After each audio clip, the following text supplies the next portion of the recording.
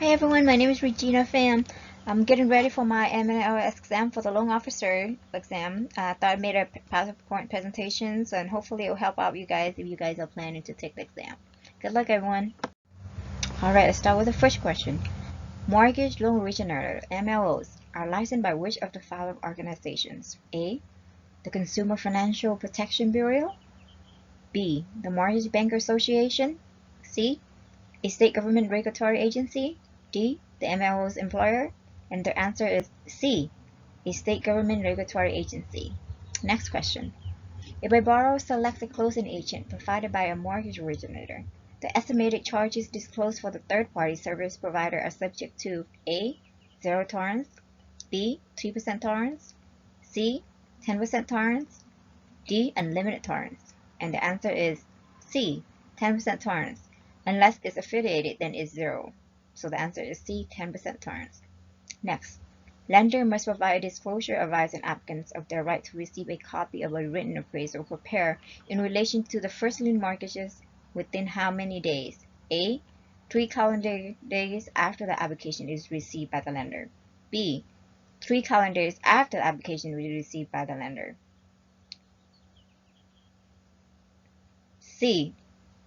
7 calendar day after application is received by the lender. D. 7 business day after application is received by the lender. And the answer is B. 3 business days after application is received by the lender. Unfortunately, I did not know the exact answer, but the answer is either reverse mortgage or D. closed-end loan secure. Next question. Does a currency transaction report go to the IRS? While currency transaction reports are reported to the Financial Crime Enforcement Network, FIN, the IRS can also use the data of CTRs to enforce tax regulation according to the U.S. authority. Where are the CTRs sent to? In which case the answer would be FinCEN. But if the question were who used the data from the TTR to enforce tax regulation, the answer would be IRS. Included in the loan estimate, LE, all of the following are part of the finance charge except A. Appraisal cost, B. VA funding fee, C. Per diem interest, D. Origination charges, and the answer is A. Appraisal cost. Note, APR or annual percentage rate, which is the total cost of a loan expressed as an annual rate. Finance charge equal cost. The total cost equal the closing cost as well as the interest paid over the life of the loan. All of the other answers are related to financings or would only be incurred if it were obtaining a loan. A buyer has made an earnest money payment of $5,000.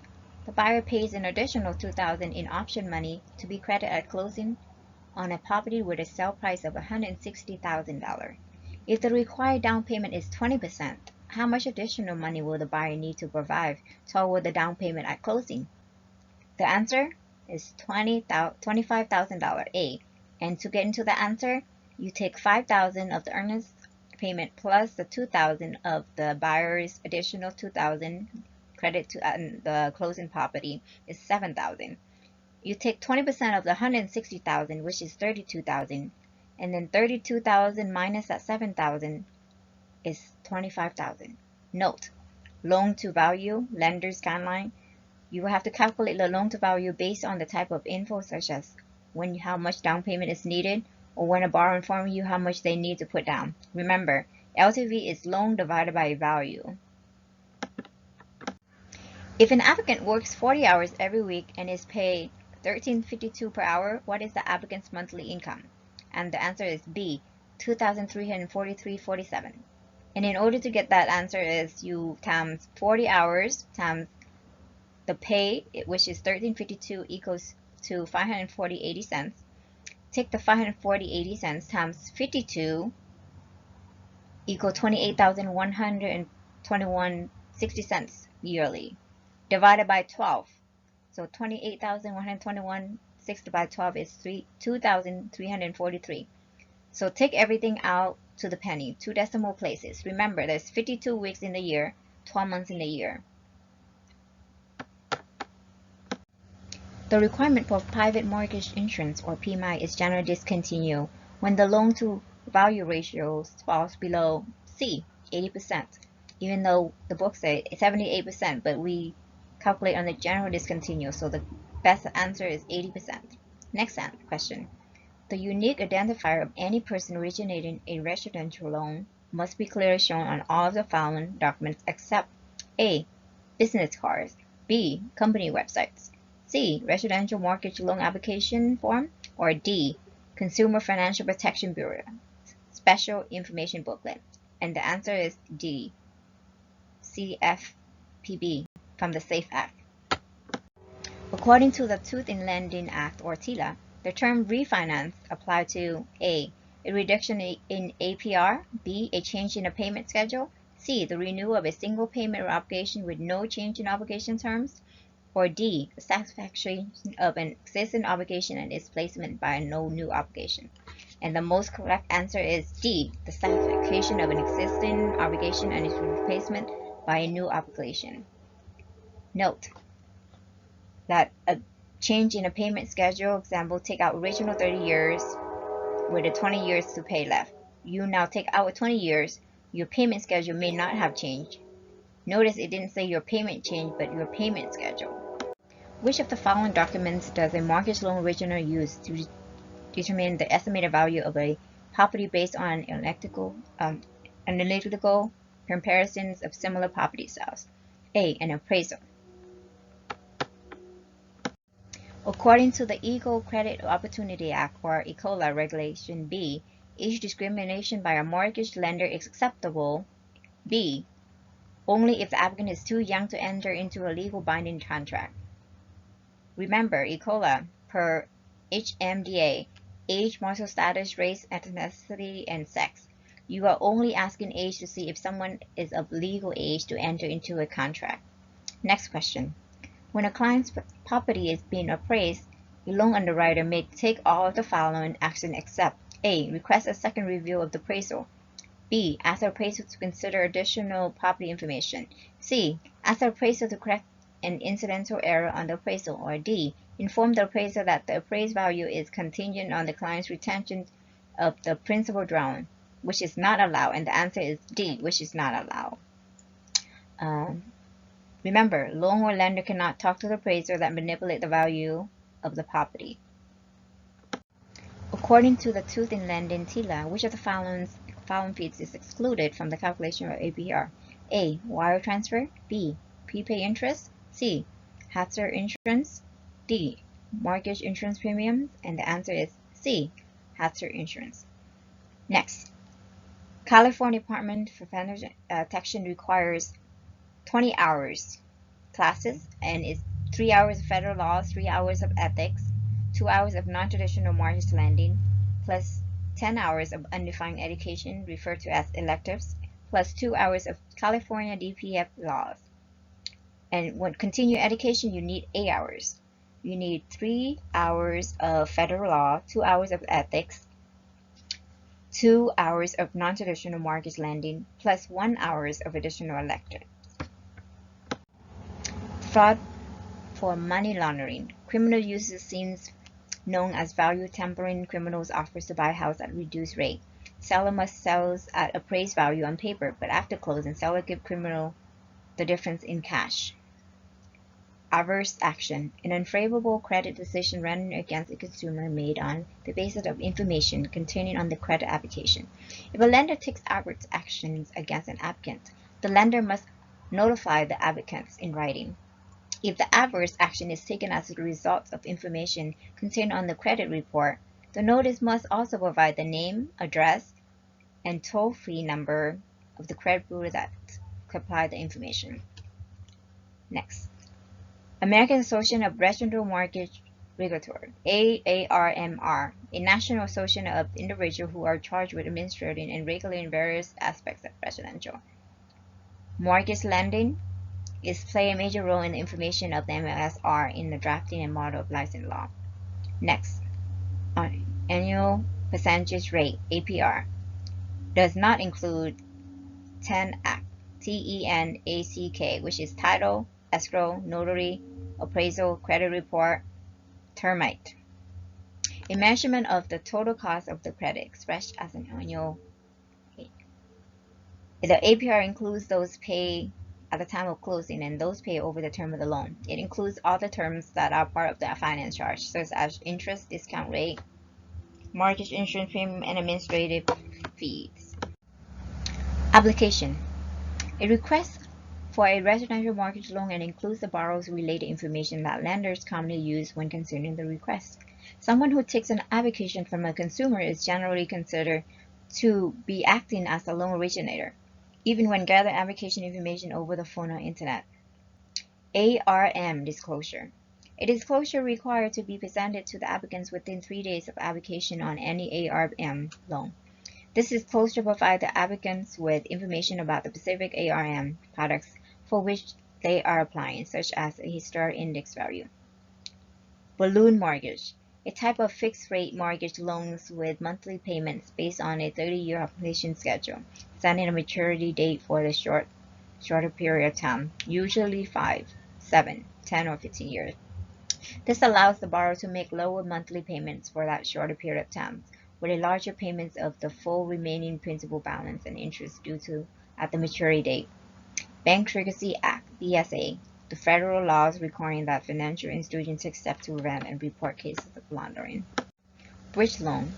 Bridge loan is a loan for a short duration of time and can be used when one is purchasing one property, but is dependent on the equity from another property that has not yet been sold. Once the property is sold, then the bridge loan is repaid. Business day. Monday through Saturday except holidays for the loan estimate, when creditor is open to the public for carrying substantially all of the creditor's business function. Certificate of Reasonable Value, CRV, a form indicating the appraised values of a property being financed with a VA loan. Change circumstance. A material event or piece of information that is discovered after the issuance of a loan estimate and has an impact on either the borrower's settlement costs or the borrower's eligibility for a loan. A change circumstance allows a loan originator to reissue the loan estimates and reset action terms. Chapter 7 Bankruptcy. A common kind of bankruptcy in which a borrower might need to liquidate assets in order to satisfy creditors. Chapter 13 Bankruptcy. A reorganization forms of bankruptcy for individuals that allows the debtors to keep their property and use their income to pay a portion of their debts over the 3 to 5 years. Character. In mortgage lending, the borrower's willingness to repay the debt. Closing costs. All of the costs related to closing except the prepay or escrow items. Example of closing costs are the origination fee, discount points, real estate sales commission, attorney fees, survey charges, title insurance premiums, agency closing fees, appraisal fees, credit report fees, termite report fees, recording fees, mortgage insurance premium, loan transfer or assumption fees. Commercial bank, a financial institution organized to accumulate funds primarily through times and demand deposits and to make these funds available to finance the nation's commerce and industry. CSBS, Conference of State Bank Supervisors, a national organization of state bank supervisors who are charged with ensuring that state banking institutions adhere to certain standards. The organization played a major role in the formation of the NMLS and in the drafting of the model license law. Conforming loans, loans that can be sold to Fannie Mae and Freddie Mac. Consumer Financial Protection Bureau, CFPB, the federal regulator created under the authority of the Dodd-Frank Act. This agency is housed under and funded directly by the Financial Reserve and has been tasked with rulemaking for and enforcement of the majority of the U.S. Contingent liability, a liability that may occur as a result of a future actions. A good example of this is that in mortgage transaction, it's a debt that is produced when a person has co-signed for another person's debt, like a student loan, but the actual payments are being made by the other person, known as the primary obligor. Such liabilities do not have to be taken into consideration when calculating the borrower's debt ratio if the payments have been made on time for the previous 12 months period for the primary obligor. Cost approach. A method of appraisal in which the appraiser estimates the value of the property by calculating the cost of construction minus any appreciation, plus the value of the site, land, credit union. A nonprofit financial institution that is owned by its members and organized for their benefits. Deed of trust. A deed of real property which serves the same purpose as a mortgage involves 3 properties instead of 2. The third party holds naked title for the benefits of the lender. Beneficiary, the lender. Trustor, borrower. Trustee, third party. Defeasance clause. A portion of a lending agreement that requires the lender to execute a release of lien or satisfactions of mortgage document upon full payment of the debt. Disparate impact. Occurs when an employer creates a similarly fair employment practice that has a negative impact on members of a protected class. Disparate treatment. Intentional discrimination that occurs when people are purposely not given the same hiring, promotion, or membership opportunities because of their race, color, sex, age, ethnic group, national origins, or religious belief. Example, offering coffee to one visitor to your office but not to another. Should those people be of different race, gender, ethnic, etc., disparate treatment may have occurred. Confederation. A prohibited act under the CFBP Loans Regenerative Compensation Rule. This refers to a broker receiving compensation from multiple parties, such as the lender and the borrower, on the same transaction. Easement. Formal rights to transfer or use real property without ownerships or possession. Often granted to utility companies so that they may maintain infrastructure located on a property, recorded with the county in which the property is located. Easement will appear on the title report and in certain limited circumstances. May raise questions from an underwriter or attorney. Encroachment. A fixture such as a fence that crosses the boundary line of one property onto another. It can create adverse possessions issue and a clause on the property's title. Equity rights of redemptions. The right of a defrauded property owner to recover the property prior to or at the time of its sales by paying the appropriate fees and charges. Equity stripping. A practice whereby the applicant's equity is taken away by a mortgage lender. Equity stripping can come in many forms, but in all cases is viewed as pecuniary lending and must be avoided. Fair Credit Reporting Act, Fcra. A federal law regulating the user and the use of consumer credit information. Parts of the law are now implemented and enforced by the CFPB, but parts of it remains with the FTC, Federal Trade Commission. Fannie Mae, the common names of the Federal National Mortgage Association, which is a government-sponsored enterprise that acts as a quasi-governmental agency for the purpose of creating a secondary mortgage for mortgages. It purchases loans on the secondary mortgage and turns groups of loans into mortgage-backed security (MBS) through the securitization process.